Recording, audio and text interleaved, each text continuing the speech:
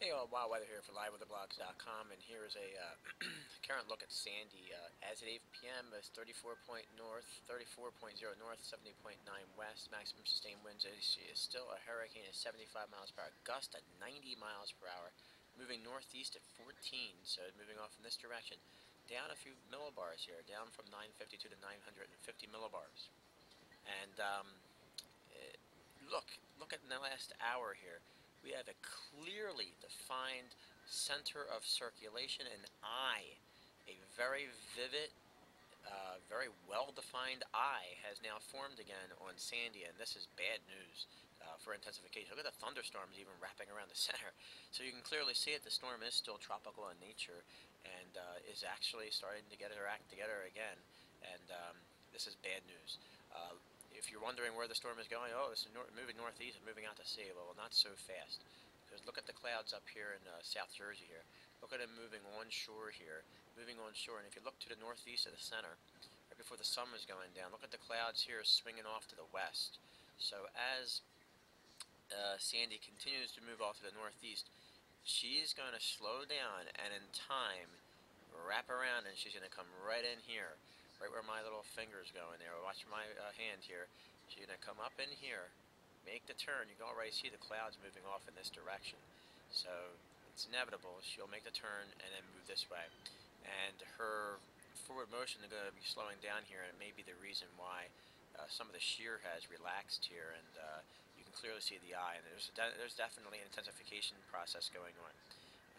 Talking to Dean Davidson on the phone earlier this evening, and a couple of things I'm a little concerned about with Sandy here is that most of the models, not all of them, but GFS and NAM in particular, they're showing a initialization of Sandy at 968 millibars. Well, currently, when it did initialize, it was at 951, 952, 950 millibars. So already the storm is stronger than modeled. So what am I trying to get at here? Well, the storm is kind of, if you would, overperforming on the models already, and it's kind of scary to think of what it could be when it's over here.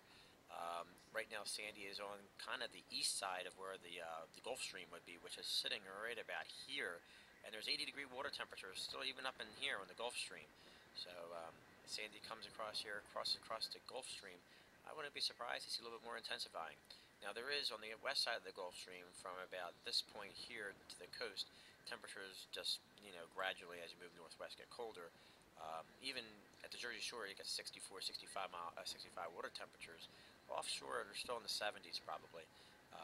Don't think that that's going to weaken Sandy terribly that much, because by the time even when the center gets here, the hurricane force winds are already well inland. So the damage is already done. And not only that, but Sandy at this point, when it gets to about here, is starting to undergo its transformation to extratropical. So the cold water doesn't really mean anything. And you got that strong 150 knot jet coming underneath the storm. So there's lots of reasons why you should not let up your guard. There is a very serious weather situation heading for the Delaware, Jersey, and New York City area. This is going to be one for the records, no doubt about it, as it comes right on in here. There is no escape out to sea. Clearly, you can see the flow coming in from east to west here. The storm has nowhere to go but this way. The flow is coming in like this, and folks, if you're not prepared yet, please rush your preparations now. If you're not evacuated from where you need to be, get out. No doubt about it. Get out of the low-lying areas near the beaches. Get away from the beaches and get inland. Tape windows if necessary here. I did tape my windows just as a precaution. Winds could be gusting past hurricane force for a while. So get ready, folks. It's coming. There's not much more I can tell you than that. Maybe two other things that a lot of other people may not be talking about, and that's the fact that you have a stalled out boundary, a frontal boundary right about here. You're going to take all of this tropical air on the southeast and northeast side and going to pile that tropical air up and over this cool air mass in the 50s right now, low 50s at that. You're going to get some tremendous amount of latent heat release and lots of flooding rains.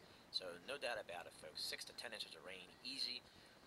Another thing that some people may not be talking about, very strong high-pressure system in the northeast Atlantic, another strong high-pressure system over the Great Lakes. The pressure gradient alone through here is going to cause hurricane force winds before the center even gets to you. So, what's wild weather's advice tonight? Batten down the hatches, get ready, and be prepared to be without power for not 24 hours, how about days? It is wild weather for liveweatherblogs.com. Don't forget to tune in later on. Rob Greeno's having a 10:30 blog talk radio show, and I'll be certain to chime in as well. This is wild weather for liveweatherblogs.com. Stay safe and get ready.